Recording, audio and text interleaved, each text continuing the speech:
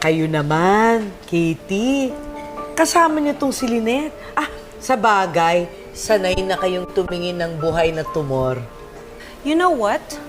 According to a study conducted in the United States, bullies are sad and depressed. And they're secretly jealous of their victims' lives. So they torture them in order to make themselves believe that they have a better life than their victims. So please, Miss Danielle, if I were you, please seek professional help. Doktora Evangelista, magkano ba yung consultation fee mo? Titriplihin ko para lang manahimik ka. Ninang, hindi na ho kayo nahihiya, no? Kahit sino na lang iniinsulto nyo at kahit saan, basta maabutan kayo ng init ng ulo. Wala hong umaaway sa inyo, so please, calm down. I'm very calm, Katie. The fact na hindi kita napagsalitaan means I'm very calm. Sige ho, subukan nyo. Kasi kanina pa rin ako nagpipigil. Wala na lang hong sisihan kung mawalan ako ng respeto sa inyo. Katie, matagal ka nang walang respeto.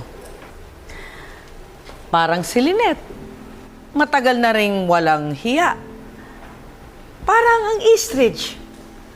Matagal nang walang binatbat sa apex. Para tong kaibigan nyo. Matagal nang nawala ng boses dahil sa takot. Excuse me, Moira. Kahit kailan, hindi ako natakot sa'yo. Oh, come on, Lynette. Malayo pa lang ako, nanlalamig ka na. Naririnig mo pa lang ang pangalan ko, nanlalamig ka na. Malaman mo lang malapit ako kay Annalyn, nanlalamig ka na.